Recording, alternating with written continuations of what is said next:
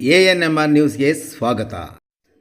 ರಾಮೋಸ್ furniture paradise KSRTC depot ಮುಂಭಾಗ, ಬೆಂಗಳೂರು ಜೋಡಿ ರಸ್ತೆ, ಚಿಂತಾಮಣಿ. ನಮ್ಮ ಸಂಸ್ಥೆಯು 1994ರಿಂದ ಚಿಕ್ಕಬಳ್ಳಾಪುರ, ಕೋಲಾರ ಮತ್ತು ಚಿಂತಾಮಣಿ ಸೇರಿದಂತೆ 2 ಜಿಲ್ಲೆಗಳ ಗ್ರಾಹಕರ ಬೇಡಿಕೆಗಳಿಗೆ ಅನುಗುಣವಾಗಿ ಗುಣಮಟ್ಟದಲ್ಲಿ ಯಾವುದೇ ರಾಜಿ ಇಲ್ಲದೆ ವಿವಿಧ ಫರ್ನಿಚರ್ಸ್ ಅನ್ನು ಒದಗಿಸುವ ಮೂಲಕ ಉತ್ತಮ ಸೇವೆಯನ್ನು ಸಲ್ಲಿಸುತ್ತಾ ಬಂದಿದ್ದೇವೆ.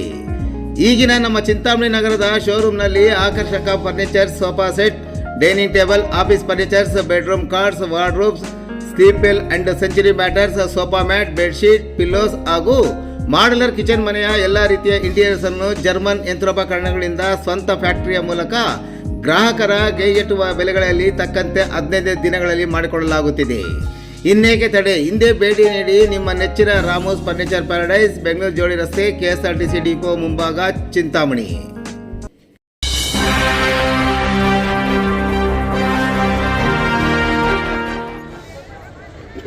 ರೈತರ ದಿನಾಚರಣೆಯ ಅಂಗವಾಗಿ ತಮಗೆಲ್ಲರಿಗೂ ನಾನು ಮೊಟ್ಟಮೊದಲನೇದಾಗಿ ಶುಭಾಶಯಗಳನ್ನು ಕೋರ್ತಾ ಇದ್ದೇನೆ.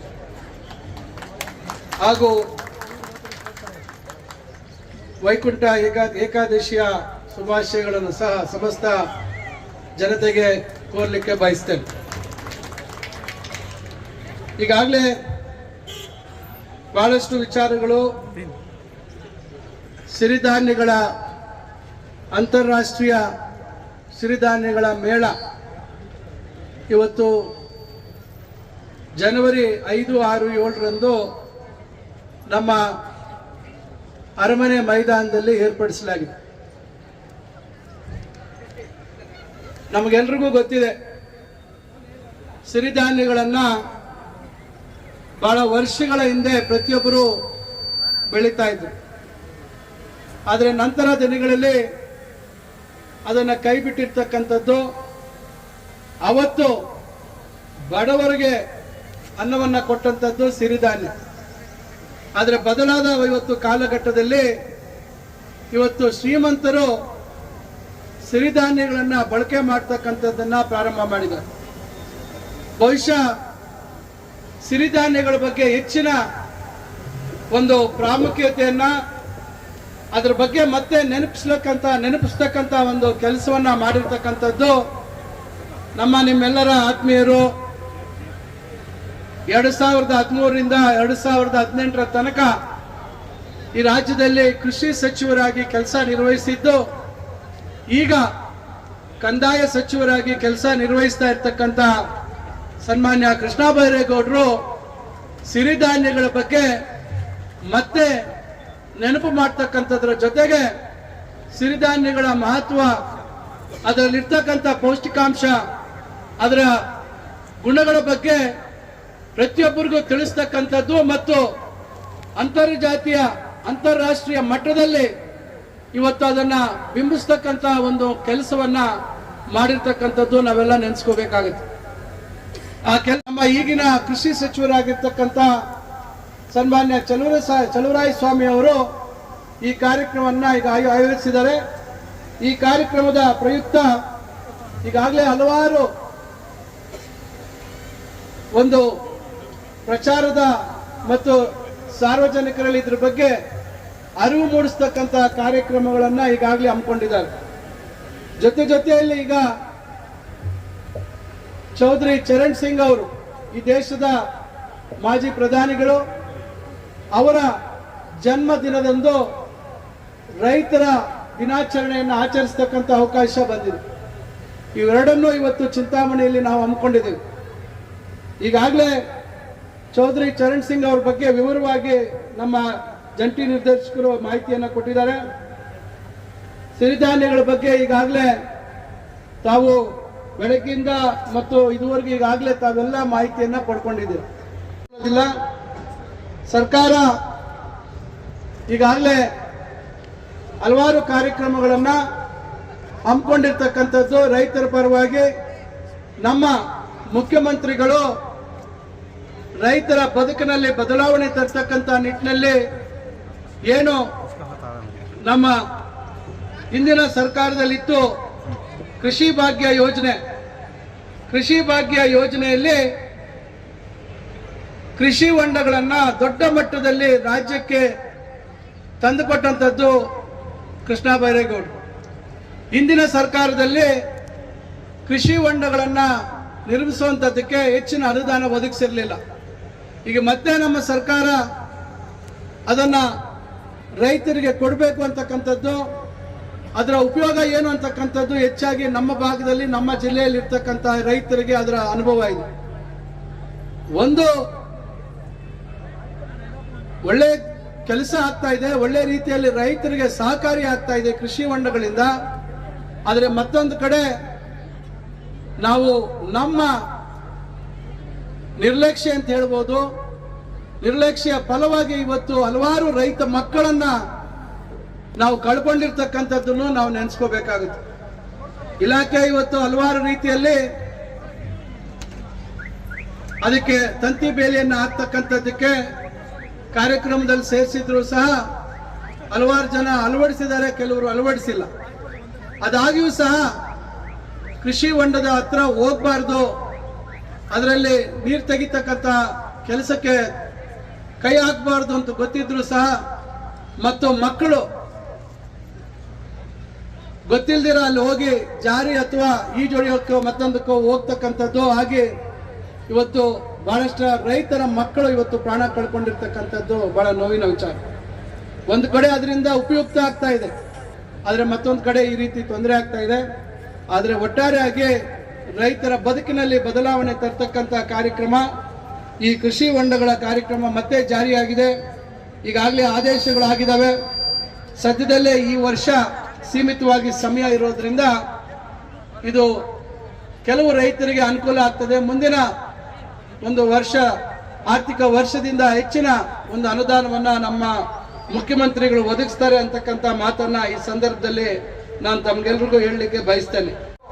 ಕಾರ್ಯಕ್ರಮಗಳನ್ನ ಈಗಾಗಲೇ ನಾವು ಅಗ್ರಿಕಲ್ಚರಲ್ ಇಂಪ್ಲಿಮೆಂಟ್ಸ್ ಈಗೇನೇನೋ ತಮಗೆ ಕಟಾವು ಮಾಡ್ತಕ್ಕಂಥದ್ದಕ್ಕೆ ಇರ್ಬೋದು, ಇವತ್ತು ಕಲ್ಟಿವೇಟರ್ಸ್ ಇರ್ಬೋದು, ವಿವಿಧ ರೀತಿಯಾದಂಥ ಇವತ್ತು ಸಲಕರಣೆಗಳನ್ನು ಕೊಡ್ತಕ್ಕಂಥ ಒಂದು ಕೆಲಸನೂ ಆಗ್ತಾ ಇದೆ. ಸುಮಾರು ಕೋಟ್ಯಾಂತರ ರೂಪಾಯಿ ಬೆಳೆ ಬಾಳ್ತಕ್ಕಂಥದ್ದು. ಇವತ್ತು ಪರಿಶಿಷ್ಟ ಜಾತಿ ಪರಿಶಿಷ್ಟ ಪಂಗಡದ ಜನರಿಗೆ ಹೆಚ್ಚಿನ ಒಂದು ಸಬ್ಸಿಡಿಯನ್ನು ಕೊಡ್ತಕ್ಕಂಥದ್ದಿದೆ. ಬೇರೆ ಇತರೆ ರೈತ ವರ್ಗದವರಿಗೆ 50% ಸಬ್ಸಿಡಿ ಕೆಲವು ಇದರಲ್ಲಿ ಇದೆ. ಇವೆಲ್ಲವನ್ನ ತಾವು ಅನುಕೂಲ ಪಡಿಬೇಕು ಅಂತಕ್ಕಂಥದ್ದು ನಾನು ಈ ಸಂದರ್ಭದಲ್ಲಿ ತಮ್ಮೆಲ್ಲರಲ್ಲೂ ಕೋರ್ತಾ, ಈಗಾಗಲೇ ಬಹಳಷ್ಟು ಮಳಿಗೆಗಳಿದ್ದಾವೆ.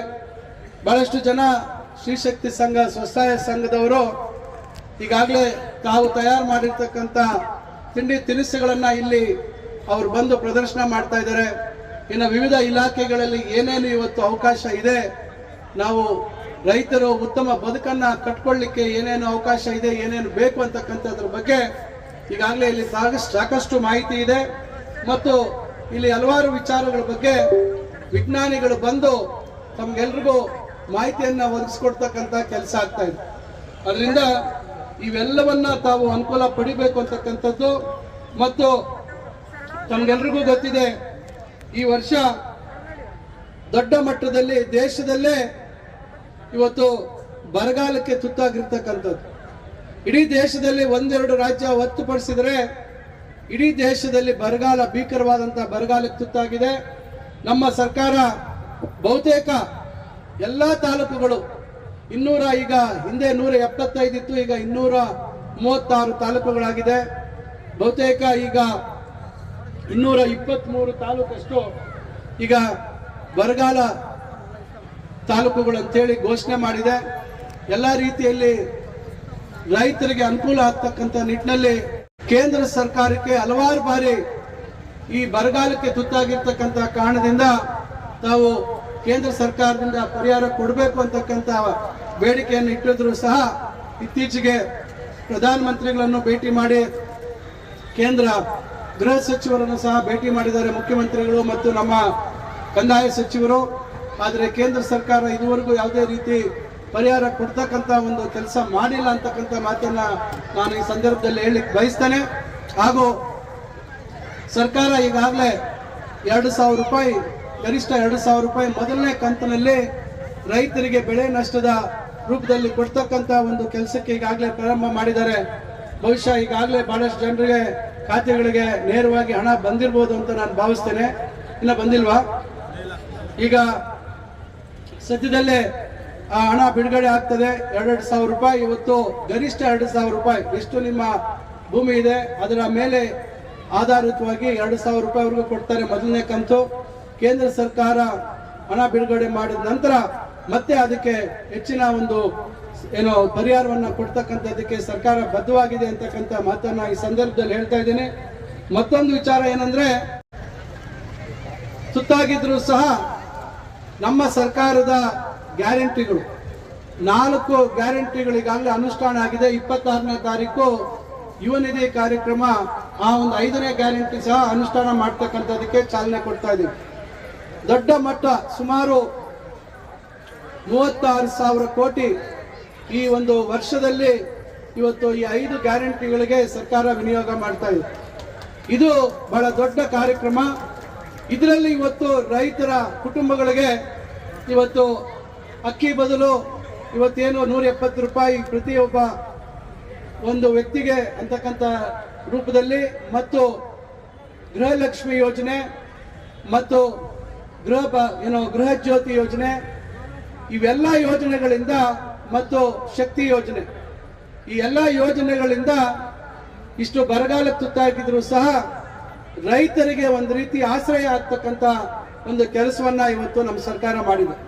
ಅದರಿಂದ ಕೇಂದ್ರ ಸರ್ಕಾರ ಎಷ್ಟೇ ಮಲತಾಯಿ ಧೋರಣೆ ತೋರಿದ್ರು ಕೂಡ ನಮ್ಮ ಸರ್ಕಾರ ಇವತ್ತು ನುಡಿದಂತೆ ನಡೆದಂತ ಸರ್ಕಾರ. ಇವತ್ತು ಏನು ಮಾತು ಕೊಟ್ಟಿದ್ವಿ ಚುನಾವಣೆ ಪೂರ್ವದಲ್ಲಿ ಅದನ್ನು ಅನುಷ್ಠಾನ ಮಾಡಿರ್ತಕ್ಕಂಥ ರಾಜ್ಯ. ಇಡೀ ದೇಶ ಇವತ್ತು ಈ ಕಡೆ ತಿರುಗಿ ನೋಡ್ತಾ ಇದೆ. ಅದರಿಂದ ಇವತ್ತು ರೈತರ ಪರವಾಗಿ ನಮ್ಮ ಸರ್ಕಾರ ಇದೆ ಅಂತಕ್ಕಂಥ ಮಾತನ್ನ ಹೇಳ್ತಾ, ಇನ್ನ ಬೇರೆ ಹಲವಾರು ವಿಷಯಗಳು ತಮ್ಗೆಲ್ರಿಗೂ ಗೊತ್ತಿದೆ. ಯಾವ್ಯಾವ ಸಂದರ್ಭದಲ್ಲಿ ಏನೇನು ಕಾರ್ಯಕ್ರಮಗಳನ್ನ ಯಾವ್ಯಾವ ರೀತಿ ಕೃಷಿ ಇಲಾಖೆಯಲ್ಲಿ ತಾವು ಸವಲತ್ತುಗಳನ್ನ ಪಡಿಬೇಕು ಅಂತಕ್ಕಂಥದ್ರ ಬಗ್ಗೆ ವಿಚಾರವನ್ನ ಕೊಟ್ಟಿದ್ವಿ. ಏನಿವತ್ತು ಸೋಯಿಂಗ್